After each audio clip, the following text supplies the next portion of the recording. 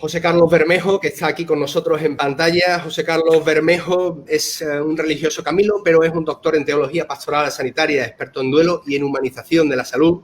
Es director del Centro de Humanización de la Salud y entenderemos en qué consiste la función del mismo. Pero el motivo de tenerlo hoy aquí con nosotros es que ha escrito este libro de lectura sencilla, entretenida también, pero reveladora, Duelo digital y coronavirus. Una temática que en general nos es ajena en el día a día, tan solo cuando una circunstancia en nuestra vida acontece con la finalización en la muerte y entonces vivimos ese proceso que tiene que ser la separación, la despedida, el reconocimiento de la pérdida de la otra parte, es cuando tomamos más conciencia de ella. Y es una lectura valiente que vamos a ir desbrozando y profundizando en sus claves a lo largo de esta sesión. Así que a todos los que ya estéis ahí, los que estáis uniendo, os invito a que prestéis atención, nos sigáis con entusiasmo y que participéis desde vuestras cuestiones, desde vuestras dudas o preguntas que queráis plantearle al autor. José Carlos, buenas tardes, encantado de tenerte en un café con autor. ¿Qué tal? ¿Cómo estás?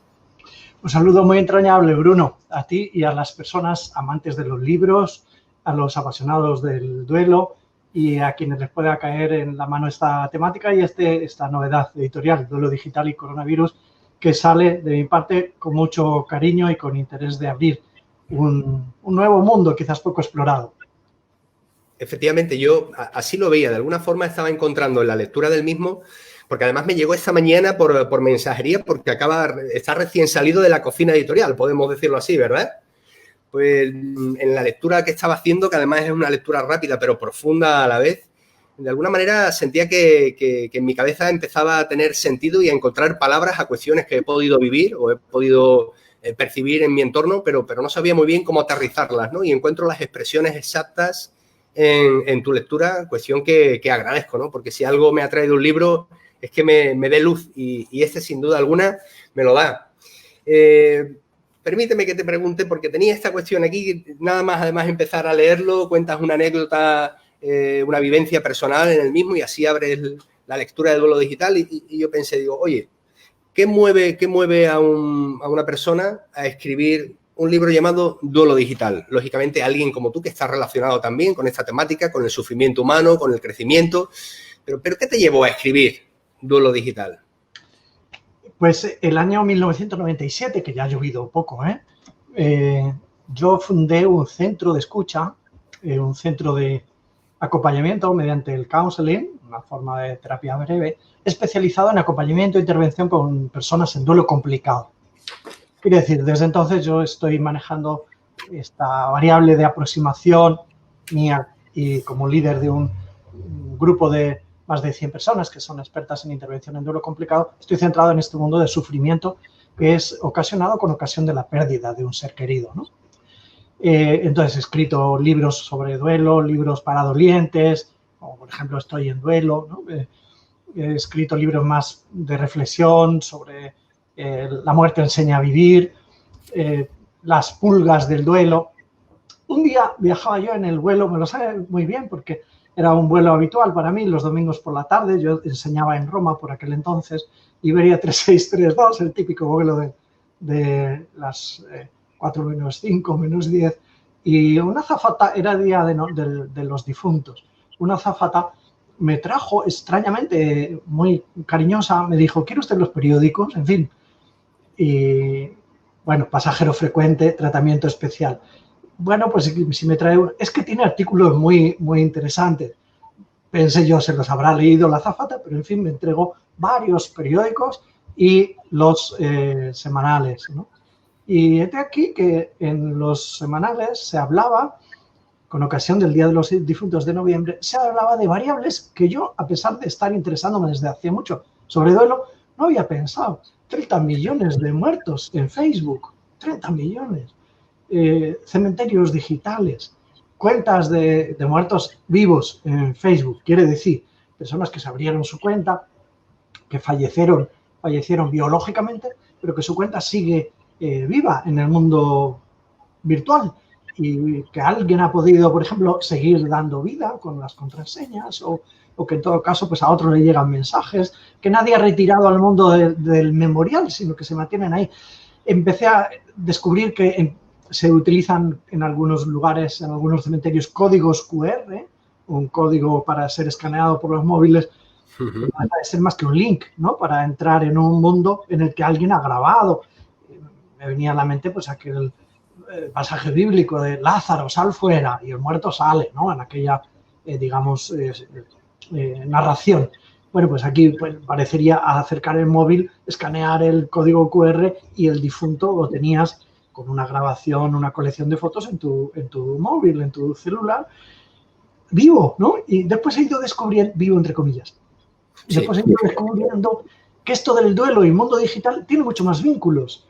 Y entonces yo había empezado a escribir este libro y llegó la pandemia.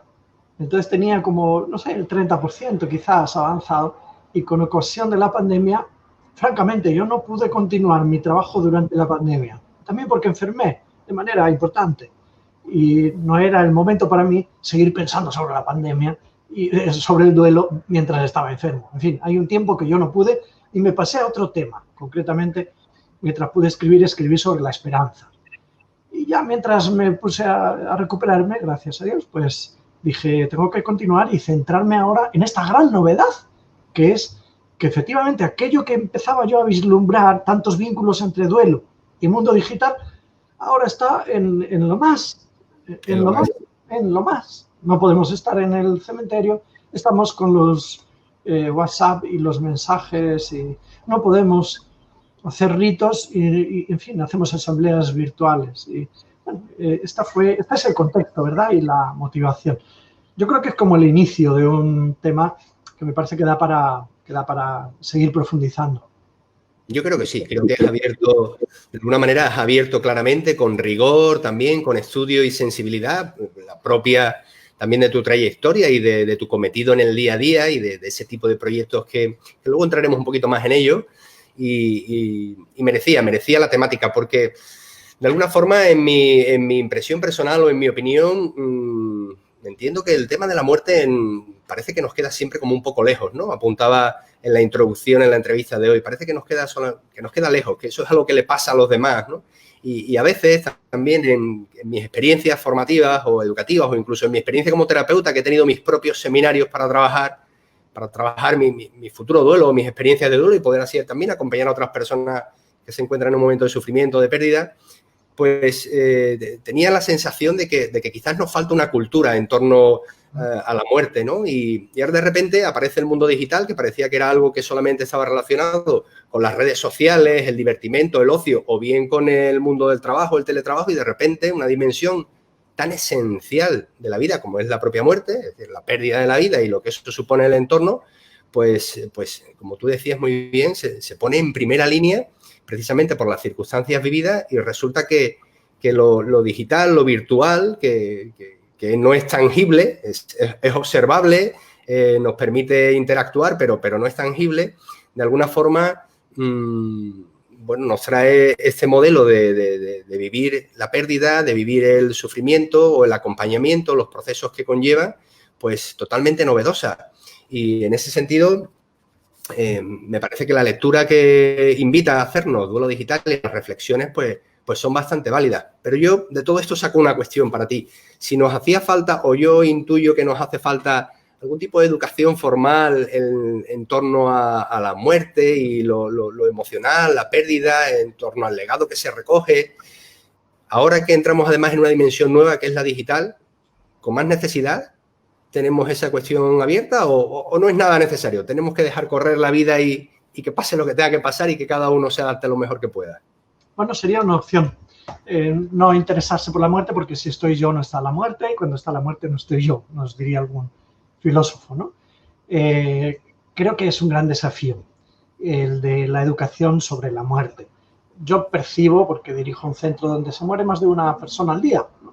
El año pasado murieron en el centro San Camilo, del que soy director, murieron más de 500 personas en un año. En fin, aquí, digamos, hay procesos de morir en abundancia, cotidiano. Para mí es cotidiano desde mi papel, ¿verdad? Yo creo que se puede decir que hemos ido ganando en analfabetismo si no sobre la muerte, como realidad tan, por otro lado, tan filosófica, tan trascendente, ¿no? No solo biológica, porque lo biológico lo compartimos con los animales que se mueren y con las hojas de los árboles que se mueren también. Lo más específico nuestro es el proceso del morir, que es el proceso del morir. Nosotros somos conscientes y nos defendemos a nivel psicológico y negamos o tenemos conciencia de final y entonces decidimos despedirnos o estar presentes y entra el mundo de lo ritual, y, que es específicamente humano, o decidimos dejar un legado, no solo un testamento para ver de quién va a ser mi moto, mi coche o mi casa, ¿no? Sino también quizás un legado espiritual. Si acompañamos bien, encontramos a las personas que con frecuencia pues, uno le dice a otro que sepas que te he querido mucho, ten cuidado con el hijo pequeño. En fin, legados y claves de trascendencia, que son un modo de trascender, ¿no? Permanecer vivos con indicaciones, un modo de controlar lo incontrolable, dando mensajes para el post-mortem a los supervivientes. Yo creo que no se hable de esto, o que se hable poco, en familia, en la escuela, es un gran déficit que luego pagamos con mucha torpeza. A mí me ha tocado estar en unas cuantas habitaciones donde fallecían, ¿no? Pacientes, y es muy intenso, ¿no? Emocionalmente. Muchos luego dicen también que es bello, es curioso. Pero ¿cuándo es bello? Es curioso y paradójico, ¿no? ¿Cuándo es bello acompañar, no que se te muera un ser querido, ¿no? Sino cuándo es bello acompañar a un ser querido? Cuando se consigue conjugar algún verbo de esos que son los gordos de la vida, ¿no? Agradecer, perdonar, pedir perdón, acariciar, ¿no? Abrazar. Cuando se consiguen conjugar verbos de estos, es decir, cuando no se están, y esto se encuentra también, cuando no están todos los familiares alrededor del lecho, cuando esto lo ha permitido la ley, lo permite, del lecho de una persona agonizando, tiesos como un palo, pobres, y nadie les dijo, cójanle la mano, caramba, díganle al oído algo, que a lo mejor es lo último que escucha, ¿no? Lo que les dé la gana. Adiós, gracias, te quiero, perdóname, lo que cada uno quiera, no es obligatorio decir nada, ¿no? Pero hagan lo que quieran, de lo que luego no se arrepientan por no haber vivido en una relación personal, ¿no? El proceso del final. Bueno, esto que es, por otro lado, digamos, éticamente, estéticamente hasta hermoso, durante el coronavirus la sartén se ha dado la vuelta. Y nos han dicho, señores, quédense en casa aunque su marido se esté muriendo. Aunque su hijo se esté muriendo, usted se queda en casa. O su padre. Cáspita. Nos ha quedado solo lo virtual, lo digital, para que gracias a esa enfermera compasiva, de las que hemos tenido muchos, enfermera en el sentido metafórico, cualquier cosa. Sí, te entiendo. Cuidadora, acompañante que estaba ahí, efectivamente. Sí. O psicólogo, gracias a Dios, o otros profesionales, o asistentes espirituales, han dicho, incluso muchos, con mi teléfono voy a permitir que tu madre, que tu esposa, tu hija, tu hijo, te digan algo, te enteres mucho, te enteres poco. Y cuántas escenas de estas se han producido, Dios mío, para decirse adiós, ¿no? Y eso gracias a las posibilidades del mundo digital, que ha favorecido pues también acompañarse y despedirse. Post-mortem, después de que la persona falleció durante la pandemia, durante los tiempos de confinamiento, también se han producido situaciones pues, muy intensas emocionalmente, en las que pues, no hemos podido ir al cementerio. Uno de mis mayores miedos, cuando he estado enfermo y en el hospital por coronavirus, era las fantasías que yo podía controlar solo mediocremente, ¿no? De si yo me muero. Mi miedo no era miedo a la muerte, sino era una especie de imaginación sobre si yo me muero en estas circunstancias, ¿qué va a ser de mis hermanas, de mis hermanos, de mis seres queridos, que no se van a poder abrazar, caramba, que no van a poder ir según sus costumbres a un rito para, en fin, para eso, para socializar y llevar a la dimensión de la fe también, del misterio, de la trascendencia, lo que realmente es tan trascendente que no me voy a morir nunca más. esto ha sido un drama y hemos tenido las posibilidades de compensar mediante las posibilidades que nos da esta tecnología, ¿no? Bueno, de esto me hago eco también en este libro. En el libro, ciertamente, porque puede uno pensar, bueno, menos mal que teníamos esa posibilidad de a través de una videollamada de último momento o de una mensajería instantánea o el poder compartir una serie de imágenes o archivos, incluso archivos de audio, pues quizás trasladar un mensaje o recibir un mensaje en una situación esta del confinamiento y del coronavirus que nos ha mantenido alejados de los seres queridos y imagino a muchas familias en su hogar, contenidos, ¿no? Sintiendo la soledad, el miedo, la necesidad, la que fuera, de su ser querido, ¿no? En la distancia, en ese hospital, cuidado y atendido por personas a veces anónimas que entregan una parte de su ser, ¿verdad? Que con amor también, que con amabilidad y con delicadeza, pues intentan facilitar un espacio de tranquilidad, de sosiego, de cercanía, ¿no? Para que nadie pueda sentirse solo en esos momentos. Me imagino a esas familias, ¿no? Recomiéndose, ¿no? Yo veía las noticias de coronavirus y todas estas cuestiones pues no sabíamos dónde se habían llevado los restos del familiar, que si se iban a una provincia, que si se iban a otra. Y yo decía, qué barbaridad, ¿no? Me recomía a mí por dentro sin tocarme directamente, ¿no?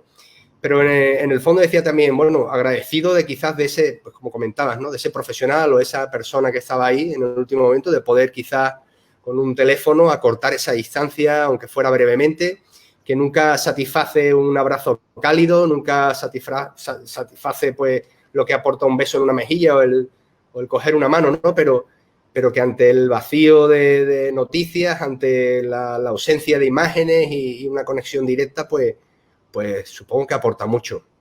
En ese sentido, duelo digital, bueno, pues es una expresión que yo creo que a partir de ahora va a empezar a sernos como muy familiar, ¿no? Como otras tantas expresiones que tú introduces en tu obra, en tu libro, y que yo no conocía y que he ido descubriendo con sorpresa y decía, oye, ahora entiendo, realmente hay una expresión para casi todo. Por ejemplo, una que me llamó mucho la atención y está casi al comienzo, ¿no? Hablas de las pulgas digitales, ¿no? Exactamente, ¿no? De cómo la persona puede morir, puede irse, pero hay un rastro, hay una huella que en el tiempo hace perdurar, ¿no? Sus recuerdos, sus principios, sus expresiones, sus dinámicas del día a día. Si nos quieres contar un poco más de ello, por favor. Sí, pues yo había escrito ya un libro sobre las 5 pulgas del duelo y hace unos años con una compañera. Y una era esta, el mundo digital.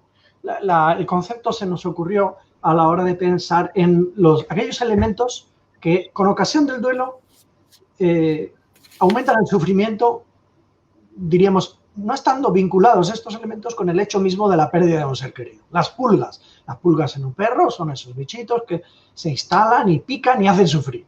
Bueno, pues en el duelo serían esas realidades que se instalan y hacen sufrir un poquito más. Descubrimos, por ejemplo, que la pulga, el aspecto que más hace sufrir es las herencias. Cuando creíamos que lo que más hacía sufrir, porque habíamos estudiado más el fenómeno del duelo desde el punto de vista de la psicología, más que otra cosa, creíamos que era la culpa neurótica, no la culpa sana por aquello que no hice, que también, ¿no? Pero también, bueno, pues descubrimos las herencias, la culpa, el mundo digital. Las posibilidades que antes de la pandemia daba los selfies en los funerales, que se estaban ya los QR, estas posibilidades de transmitirse cosas y generar vínculos y poner fotos en los perfiles, todo un mundo de cuestiones que nosotros no sabíamos si ayudaban o complicaban el duelo. Y entonces nuestra investigación fue preguntar a la gente, ¿esto te ayuda? ¿Crees que ayuda? Y a los dolientes, ¿ayuda o no? Y resulta que nos salió una de las pulgas. Otras que tampoco creíamos que podían ser tan importantes era la sexualidad, por todos los aspectos que tiene, no solo cuando se pierde la pareja, sino cuando también, por ejemplo, muriendo papá, pues muriendo el abuelo, los padres se llevan a la criatura a la cama, ¿no? O muriendo uno de los papás y habiendo una criatura pequeña de pocos años, pues también tienen esta conducta, o la diferencia de de la energía libidinosa que puede tener un miembro de la pareja si pierde a uno de sus padres, que obviamente no es padre de los dos. Una cantidad de elementos vinculados con este mundo. Y también el dinero. Estas eran las pulgas que nos salían. No solo por lo que cuestan los procesos de inhumación o intervención, sino por todas las implicaciones que perder a un ser querido tienen en la cartera de un grupo familiar. Bueno, entre estas 5 pulgas estaba el mundo digital, el mundo virtual, que nosotros preguntamos, y por entonces nos salió que las posibilidades digitales no ayudaban a hacer, pues creo que sería diferente la respuesta, hace pues como 5 años, no ayudaban a hacer un proceso saludable del duelo. Claro, hoy hemos sido puestos contra las cuerdas, ¿no?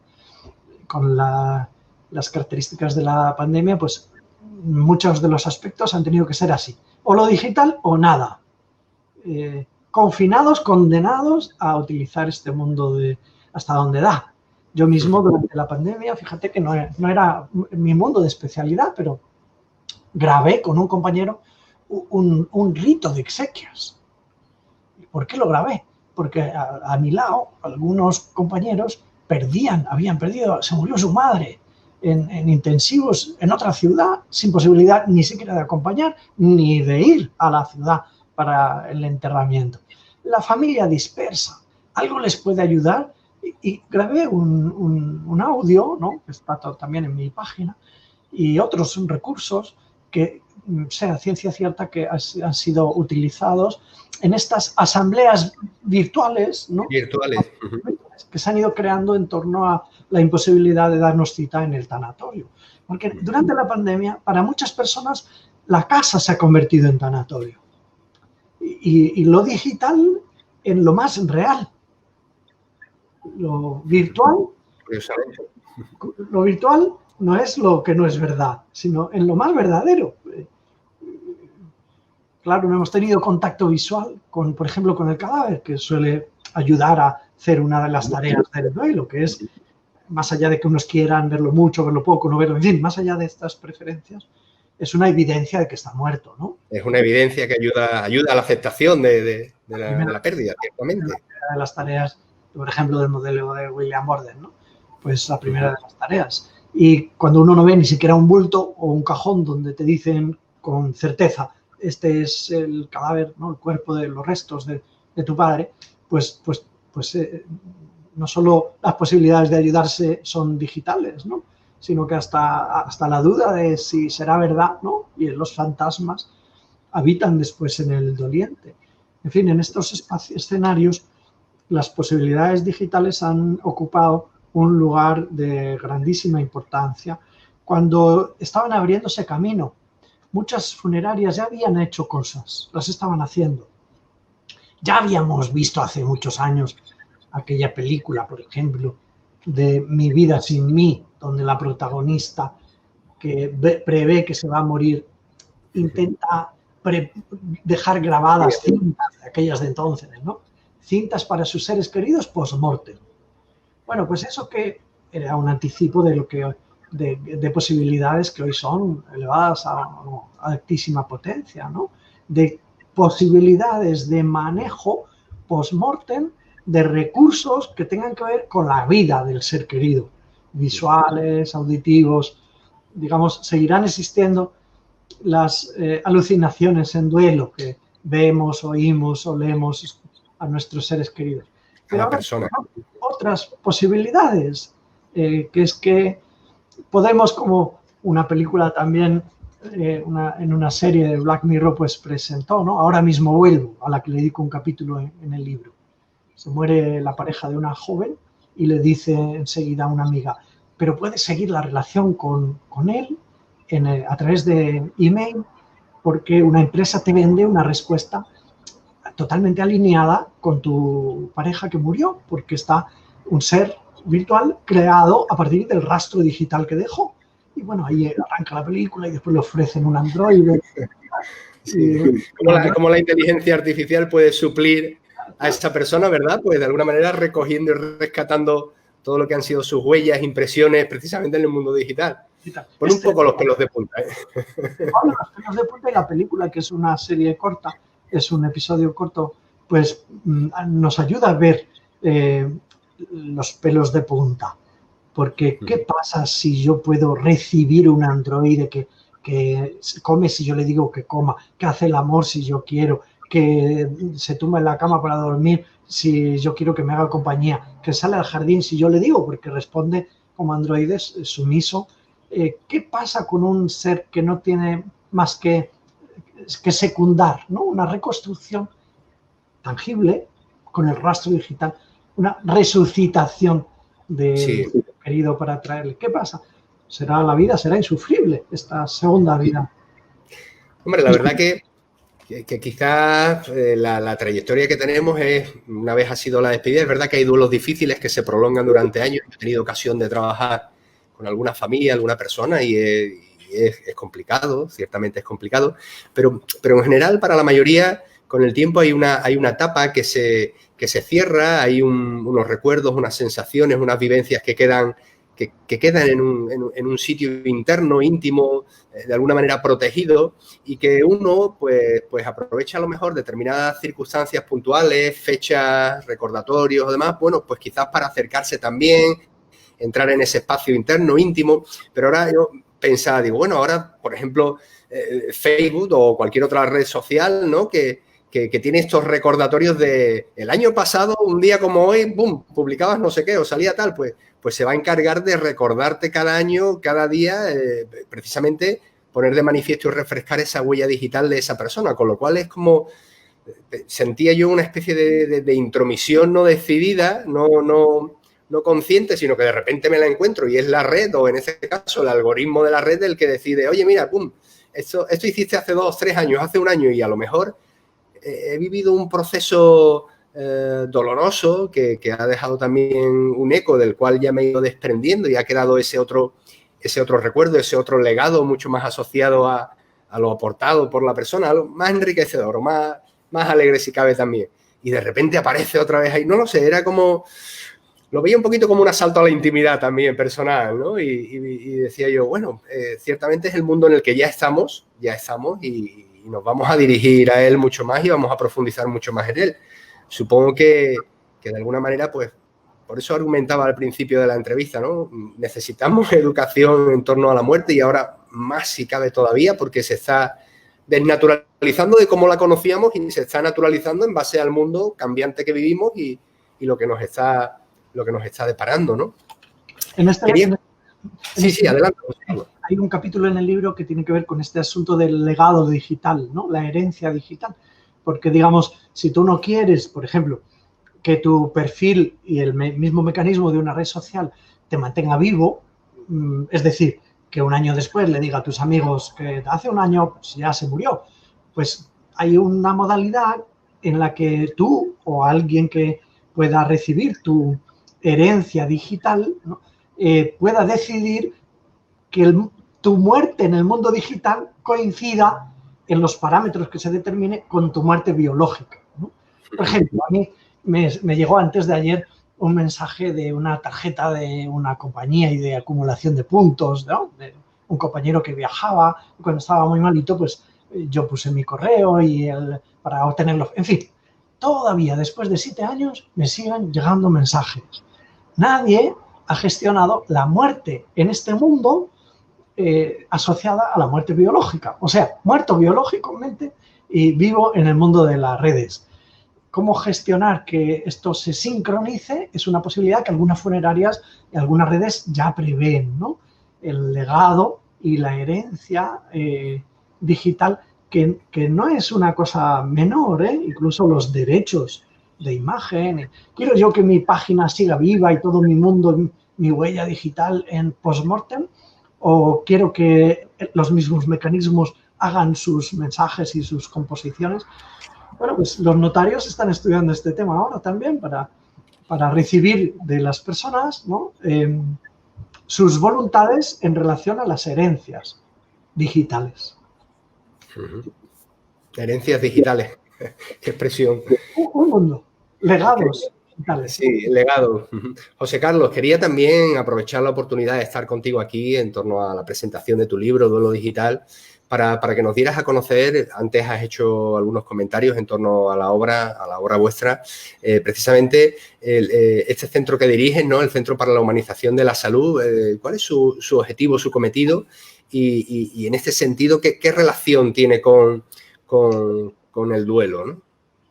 Sí, pues hace 30 años, puedo decir, creé, sí, efectivamente, este centro de Humanización de la Salud, que es un proyecto con un conjunto de programas que está al lado de una obra asistencial. Aquí cuidamos personas enfermas, personas al final de la vida, personas muy mayores y dependientes. Y hacemos una batería de acciones formativas de rango universitario o de divulgación o formación profesional relacionadas con el cuidado a personas frágiles. Y uno de los servicios es justamente atender personas en duelos complicados. Por nuestro centro pasan, pues te decía, aquí mueren 500 personas al año y aquí acuden como 800 personas en duelo complicado al año, en varias sedes, una en Tres Cantos, en Madrid, y otra en la propia ciudad de Madrid. Quiere decir que es un centro especializado en el acompañamiento a personas que han perdido a un ser querido. En la formación tenemos un máster de intervención en duelo y en pérdidas. Y en el acompañamiento, en la formación y en la investigación, ¿no? Este tipo de trabajos del que hablábamos, como las pulgas, pues son estudios también de campo, ¿no? Y este otro, pues que ve la luz de duelo digital, pues son frutos de la misión de nuestro centro, que quiere humanizar, es decir, hacer digna de la condición humana este tipo de procesos de sufrimiento y de acompañamiento. En los profesionales, en los voluntarios de la salud, de la intervención social, de la educación, ¿no? Por ejemplo, cuánto hemos podido subrayar antes, cuánto importante sería que algunos educadores se hicieran un poquito de cultura sobre el morir y el acompañar, ¿no? Para que en la escuela pudieran tener una palabra. No solo sobre el duelo, sino sobre temas que están relacionados. Por ejemplo, hace poco ha estado tan sobre la mesa el tema de la eutanasia, ¿no? Es decir, las cuestiones éticas que están vinculadas tan directamente con el morir y sus aspectos éticos, legales, sociales, espirituales, psicológicos. Pues sobre esto me parece que hay posibilidades de recorrido en la investigación, en la cultura, en la formación. A eso se dedica nuestro centro. Y cuando hablas de duelo de duelo complicado, para las personas que nos están viendo, que quizás no entiendan bien la expresión o puedan hacerse una idea que no sea exacta, ¿a qué nos referimos cuando hablamos de duelo complicado? ¿Cómo reconocer que un duelo es complicado y no es una expresión más natural de ese mismo duelo? Porque a veces yo como terapeuta pues lo veo en mis sesiones, personas que han tenido una pérdida, familias que han tenido una pérdida reciente, muy reciente, y vienen en ocasiones sobremedicadas como una manera también de ayudarles a desconectar de parte de ese sufrimiento, de esa emotividad exagerada. Y otros miembros de la familia me preguntan, ¿es bueno? ¿Debes de seguir tomando eso? Y a veces me encuentro un poco en esa dicotomía también, de decir, bueno, por un lado evita un sufrimiento que está bloqueando a la persona, pero por otro lado está bloqueando algo que debe de salir y que debe ordenarse, que debe expresarse, ¿no? Me decían en uno de los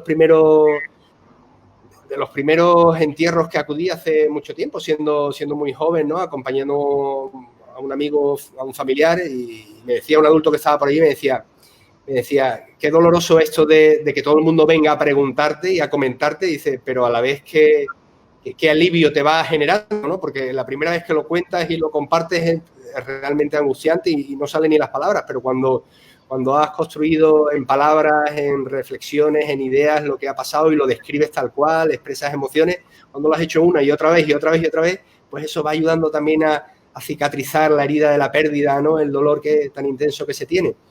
Yo pensaba, digo, bueno, pues un poquito desde esta experiencia, cuando las personas quizás son sobremedicadas o se les pide que rápidamente abandonen pues el estar en contacto con recuerdos, con esos espacios privados donde estaba la relación con esa persona que se acaba de ir, pues de alguna manera se desnaturaliza, ¿no? Algo que tiene que conducirse de una manera más sana, más natural, con un proceso de aceptación también, ¿no? Entonces, en este sentido, cuando hablamos de duelo complicado, ¿a qué nos estamos refiriendo, José Carlos? Y es una expresión muy, digamos, debería ser tomada con mucho rigor, ¿verdad? Yo lo utilizo con mucha espontaneidad y también saber distinguir entre duelo complicado y duelo patológico.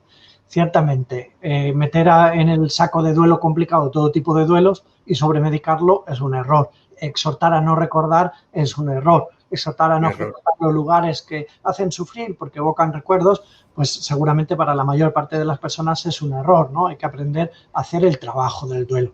¿Cómo utilizar con rigor esta expresión?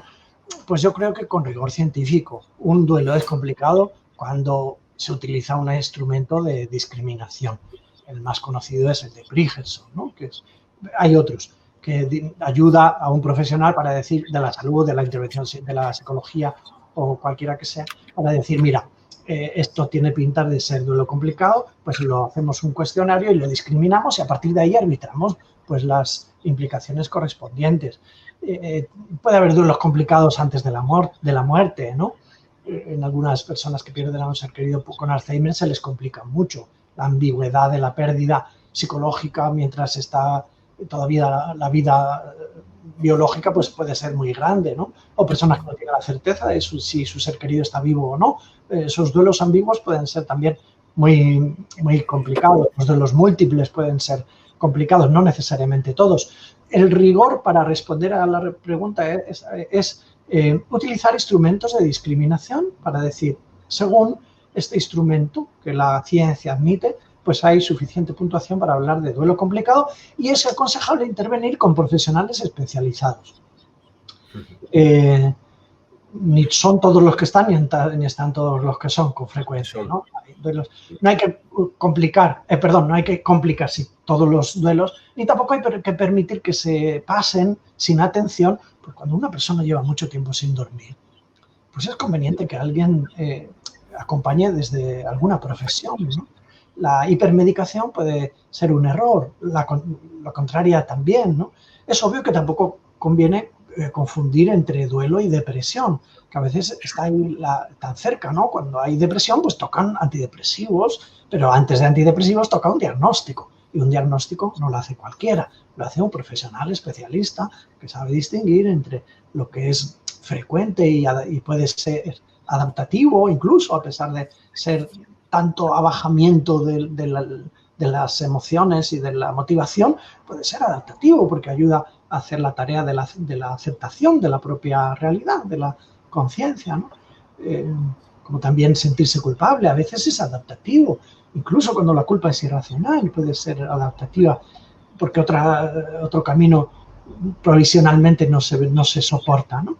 Bueno, yo creo que este tipo de cuestiones, por ejemplo, ¿dónde está el límite? Es mejor responderlas con la profesionalidad y con los recursos que están a nuestro alcance. Es posible que haya mucho aficionado en este sentido, pero es un tema un poco de moda, podríamos decir, ¿no? Es decir, una creciente sensibilidad ante la intervención en duelo. Menos mal, menos mal. También puede ser, pues, un espacio para que cualquiera se sienta con autoridad de decir lo que el otro tiene que hacer por estar en duelo, ¿no? Desde el punto de vista de la medicación o desde el punto de vista de las conductas, en lugar de, bueno, pues, con cierto rigor profesional. En cualquier caso, se me antoja un campo de trabajo, de acompañamiento complejísimo que requiere de rigor, requiere también de madurez y crecimiento personal, además de, por supuesto, de tener las herramientas oportunas. Se agradece que haya centros dedicados precisamente a poder formar a otros profesionales desde la experiencia y desde ese rigor y conocimiento, ¿no? Y porque en general, y yo asumo también mi responsabilidad, en general no tenemos la preparación para hacer frente a estos procesos, ¿no?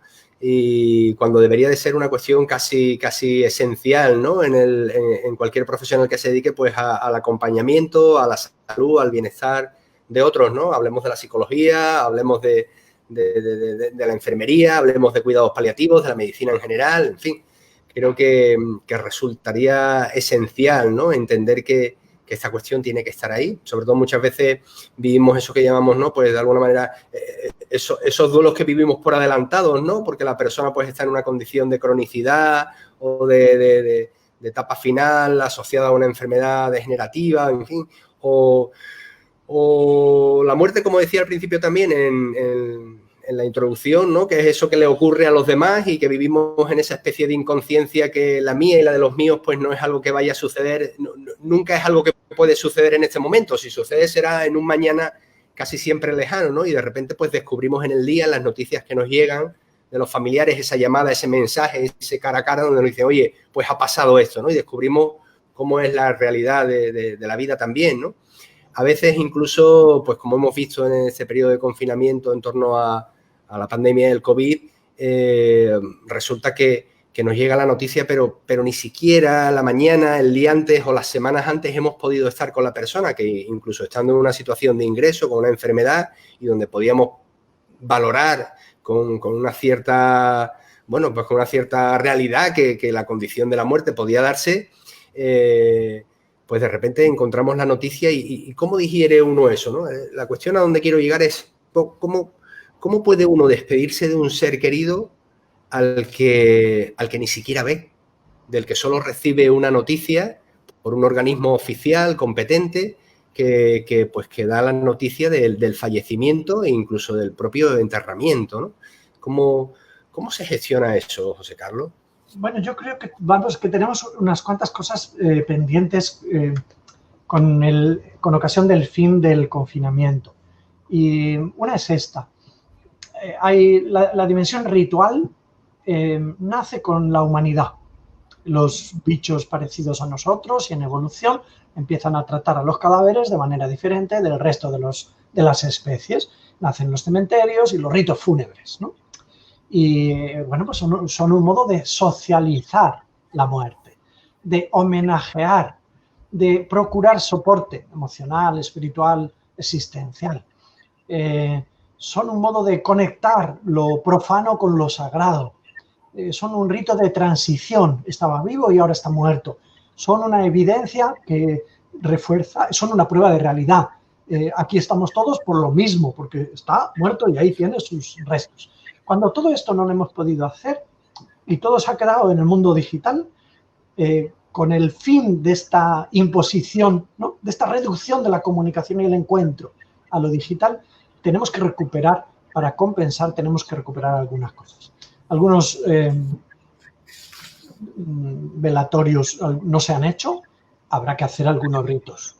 Algunos funerales no se han hecho, a gusto, entre comillas, del consumidor, para entendernos, habrá que hacer algunas cuestiones para reparar, para compensar, porque si no quedará el trauma de... La sabiduría popular lo ha sabido decir en la historia, con esta expresión. Mira, ha muerto como un perro, fulanito, ¿no? O lo han enterrado mejor, como un perro. Es decir, en la soledad, sin...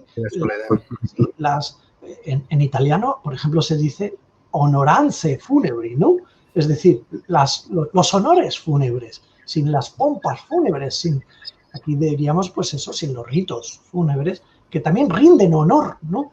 Por eso tendremos que recuperar, tenemos cosas pendientes. Si no, se quedará un agujero negro también en algunas personas, una huella, una cicatriz no cosida suficientemente. No quiere decir que haya que olvidar o que lo contrario, que haya que cultivar un recuerdo de volver a revivir el trauma.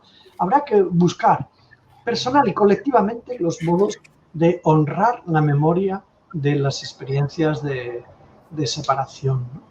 En este sentido hay cosas hasta muy creativas que a mí me parece que hasta rayan con lo estrambótico, digamos, ¿no? Me llegó un email no hace tanto y le dedico un capitulito pequeño a este asunto de Holanda, alguien que por la red me conocía, interesado o profesional de este tema, que me preguntaba, ¿qué te parece la humusation? Pues yo no sé qué es eso. Y me lo explicaba él anticipándose a mi ignorancia. Y entonces me explicaba pues que es un servicio que se puede ofrecer en algunas empresas y ya en algunos países es así, que consiste en decirle a la familia, si usted quiere el cadáver de su ser querido, yo lo cuido de tal manera que se transforme en humus para que dentro de un año yo se lo pueda entregar convertido en la tierra de una planta, en una maceta, ¿no? Y como yo sé que para usted el año siguiente de la pérdida de su padre, su pareja, su hijo es importante, pues usted dentro de un año podrá recibir una maceta que usted elegirá y demás, y la tierra de la maceta serán los restos, el compost, receptor de toda la materia orgánica. Habría que hacer algunas cosas, me explicaban incluso, ¿no?, con las partes duras del cadáver para conseguir que en un año estuvieran transformadas. Bueno, pues esta posibilidad de volver hacia el pasado a mí me parece tan sofisticada que no cuadra con la cultura latina. Y la pregunta, pero puede cuadrar más con otras culturas más nórdicas, no sé, otras culturas diferentes, ¿no? La pregunta me venía de Holanda, pues esta pregunta tiene que ver con lo que significa eso, rememorar o volver a pasados para hacer cosas que no hicimos o que podemos plantear serios problemas concretos después, ¿eh? Bueno, le dedicamos un capitulito corto en el libro, que siendo tan liviano, de más de 100 páginas, pues aborda unas cuantas subtemáticas, ¿no? Esta es una humus ation. Algunos responden espontáneamente diciendo, pues mira, qué bien, ¿no? Pues eso, pues ya, ecológico, transformar. A lo mejor sin pensar qué pasa si la planta se seca o si uno abandona el lugar, si va a ir cambiando de casa, si es que uno cambia con la maceta detrás, o si la planta algún día en el jardín y vende la casa. En fin, cosas que más vale pensarlas antes y... Ya lo creo. Antes de tomar este tipo de decisiones que son complejas, y que un mundo no exactamente digital, pero son posibilidades post-mortem de conexión con la vida, con el morir.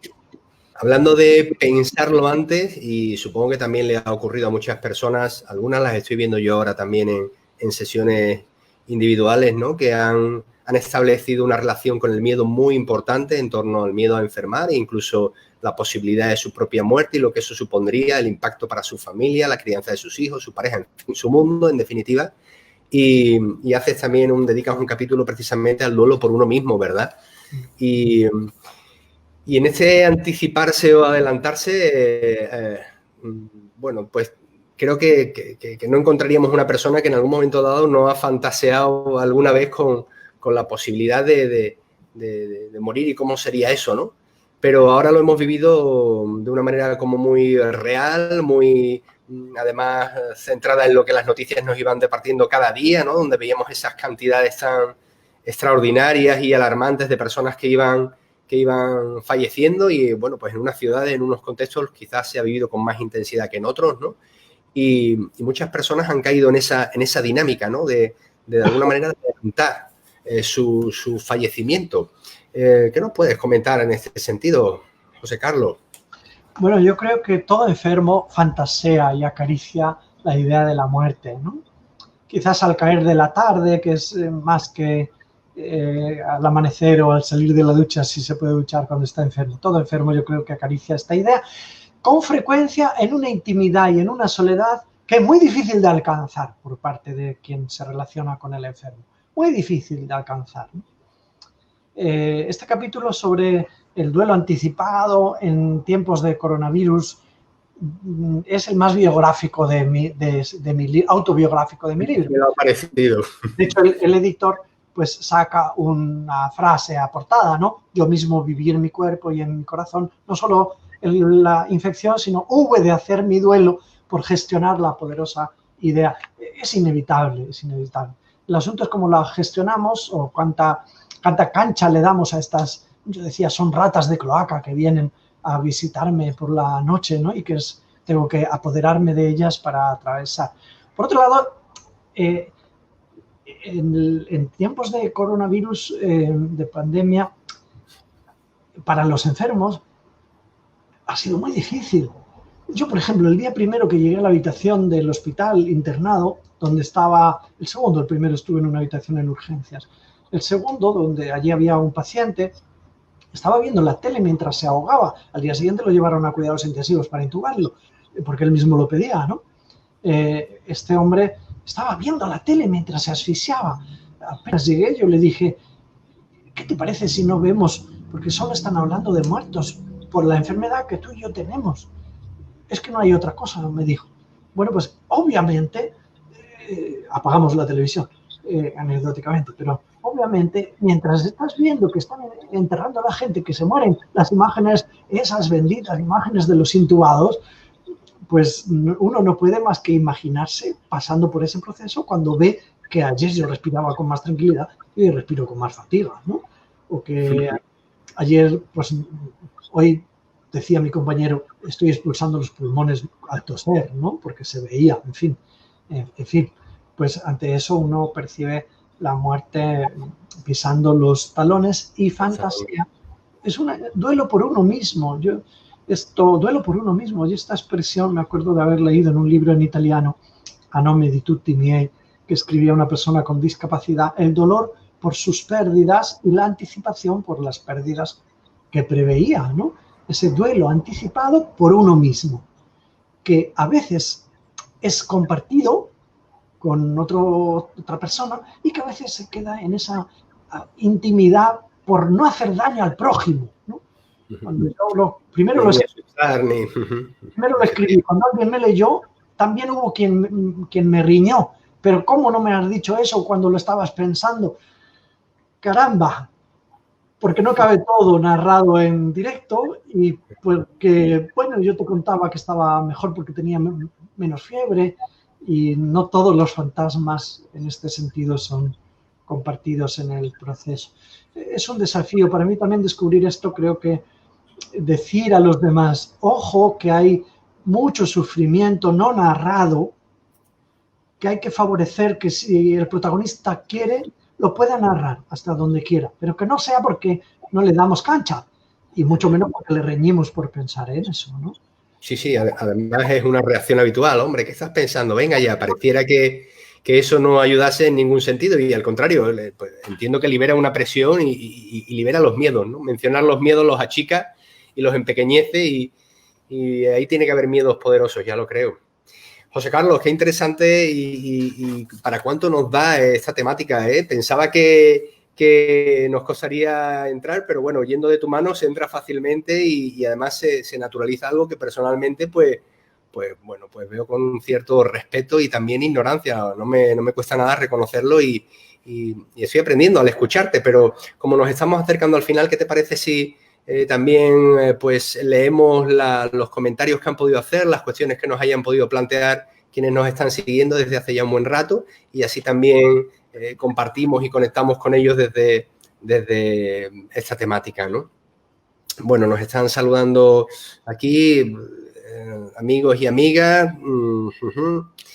Y bueno, algún comentario así que he detectado. Bueno, pues Manoli Lobato Alejo nos dice, creo que morirse en soledad es uno de los mayores miedos que podemos tener. Yo estuve al lado de mis padres ayudándoles a morir y la tecnología no puede sustituir nunca ese último momento. José Carlos, de una manera breve, ahí lo dejo para ti. Si quieres comentar algo al respecto. Es uno de los grandes miedos, ¿no? Morir solo. Mucho más si uno le pone una connotación de soledad igual a abandono. Mira, me viene a la mente que en nuestro centro, los que estaban muy malitos, les pasábamos a otra sala diferente y ahí vivían la agonía, ¿no? Y llamábamos a los familiares. Tu ser querido, durante la pandemia, los que han muerto en nuestro centro, tu ser querido está en agonía, ¿no? Si quieres venir, te damos un equipo de protección, igual a los de los profesionales sanitarios, y lo mismo que ellos tienen relación, tú también puedes tener relación, pues eso, no solo ver, sino también decir. Y algunas personas no han venido, no han podido con sus miedos. O sea, no solo lo que nos dicen los medios de comunicación, de lo que las leyes han impedido acompañar, sino también los que el miedo ha impedido acompañar, algunos que pudiendo hacerse presente, al menos parcialmente, no han podido consigo mismos y ahora les va a quedar la culpa de no fui a despedirme de mi padre o de mi mujer, ¿no? En este sentido, estas personas no han muerto solas, porque yo lo he visto en este espacio del que yo puedo hablar, ¿no?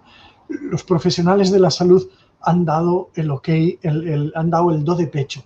Y yo sé de muchos, como también hemos visto en la televisión, algunos del ejército, otros de la Guardia Civil, otros que incluso no siendo creyentes se han puesto a recitar palabras que vinculaban lo biológico con lo sagrado porque había que darle una entidad humana superior, todo demasiado rápido y demasiado biológico como para ser tan trascendente para el ser humano, morir, ¿no? Por eso yo comprendo que uno de los mayores fuentes de sufrimiento en el estar, para mí no lo ha sido el de morir en soledad, este miedo, porque para mí no tener a mis familiares y mis amigos en la habitación era una fuente de tranquilidad.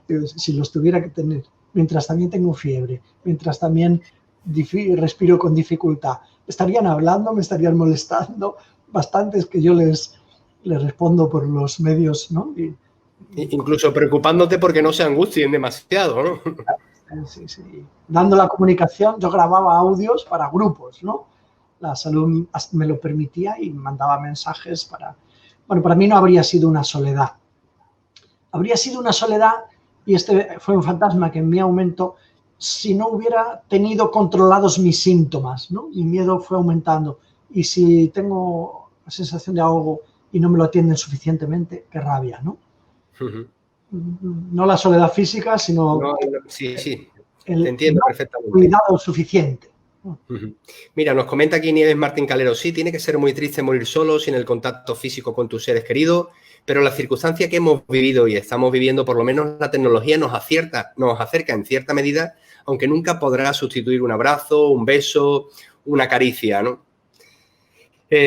Con relación a las fechas, ¿no? Y a los recordatorios, antes hablábamos de ese legado digital, ¿no? Y de cómo pues un algoritmo, ¿no? Nos va a poner de manifiesto recuerdos que quizás nos deseamos encontrar en un momento determinado, ¿no? En el presente, ¿no? María José García nos dice, yo pude besar a José Carlos, a mí tampoco me reconforta, las fechas son muy duras, ciertamente, eso también quizás refleja el cómo todavía está viviendo la experiencia de pérdida. Esta persona nos dice, yo pude ver, abrazar, pedir a mi hijo que se despertara y no por eso es más fácil.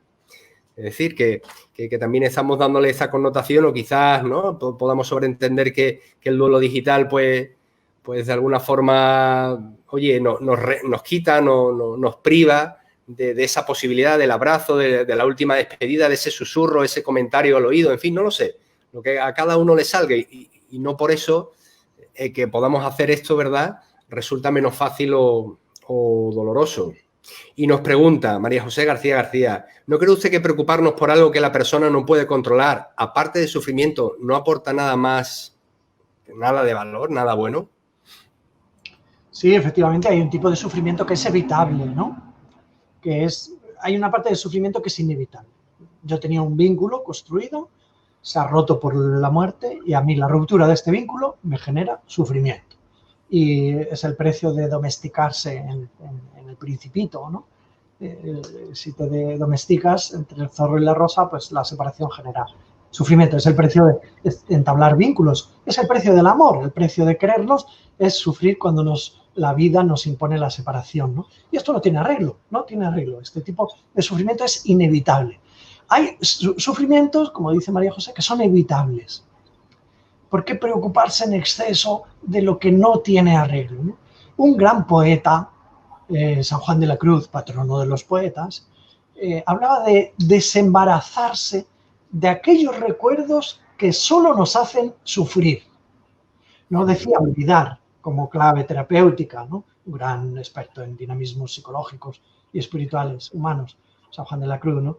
Pues él hablaba de el pasado sufriente, los traumas, como tienen aspectos que volver a ellos solo nos hacen sufrir, de esos hay que desembarazarse, que no es lo mismo que olvidar, ¿eh?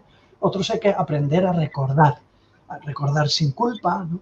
Y nos ayuda a recordar, ver fotos y hacer ritos y pasar otra vez con coraje por aquel lugar que nos hace llorar y hablar. Yo me acuerdo cuando enterramos a mi padre, afortunadamente el que presidió el funeral nos dijo, y a partir de ahora, como sois muchos hijos, hablar de vuestro padre, que nadie diga hay que olvidar. Menos mal que nos dijo eso. No, algunos habrían dicho, bueno, ya vale, ya se murió, hay que olvidarlo. No, aquí hemos llegado, claro. Hay que cultivar el sano recuerdo, ¿no? También el recuerdo de los traumas. Su evocación puede ser necesaria para aprender de manera resiliente, ¿no? Porque en el pasado puede estar nuestro maestro más íntimo, como también puede estar nuestro enemigo más grande, ¿no? Por eso la gestión del pasado y de los recuerdos, pues a veces hay que confiarla a una buena relación amistosa o profesional, ¿no? Uh-huh. La soledad a la que hemos sido impuestos en estas circunstancias tiene un significado también, porque el mundo está cargado de significados. También hemos estado solos por amor a la vida. Es decir, ¿por qué no hemos estado con nuestro padre o con nuestra pareja? Si nos lo ha impuesto la ley. ¿Por qué? Por salud pública. ¿Y qué es eso de la salud pública? ¿Solo una norma social? No, es el amor a la vida, la protección de la vida. Claro, espero que mi ser querido no me contagie para que yo no contagie a otros y que consigamos proteger las vidas, nuestras vidas, lo máximo posible, porque si no también hasta vamos a morir sufriendo cuando el sistema está más colapsado de lo debido, ¿no? Dar un significado en este sentido puede ser de ayuda a quien lo logre o a quien consiga. Pues muchas gracias, José Carlos. Ha sido un placer tenerte, escucharte, entender y sensibilizarnos mucho más al hecho de la muerte, la experiencia de la muerte y lo que conlleva, por acercarnos también y abrir esta nueva dimensión en relación con el mundo digital en el que ya nos desenvolvemos y donde la muerte también tiene su expresión, tiene su cabida y está teniendo pues precisamente todo este tipo de experiencias, de manifestaciones que has traído a bien a tu libro, Duelo Digital y Coronavirus, una obra de José Carlos Bermejo para Editorial Desclée de Brouwer, que invito a leer porque es de una lectura fácil pero profunda a la vez, que además con parte de experiencias propias que tienes a bien ahí reflejar también, el compartir tu visión en un estado de enfermedad en torno al coronavirus, pues también es muy revelador, no solamente es una cuestión técnica ni para profesionales, creo que se dirige a un público muy amplio y en ese sentido pues te doy la enhorabuena, te deseo lo mejor y espero que podamos encontrarnos en otra ocasión y sigamos hablando de este tema o de otros que seguro que son igualmente interesantes partiendo de ti, José Carlos. Muchas gracias. Un libro también para regalar a quien esté en duelo, puede serle útil. Gracias. Muy bien, pues buenas tardes y a las personas que nos han estado siguiendo ahí, a quien nos verá con posterioridad en la redifusión, en las redes, invitarles a que nos sigan cada semana a Café con el Autor, a estar en contacto con los autores de referencia, Editorial Desclée de Brouwer, a que planteen sus preguntas, que disfruten y aprendan con estas entrevistas. Muchísimas gracias por la compañía. Hasta pronto.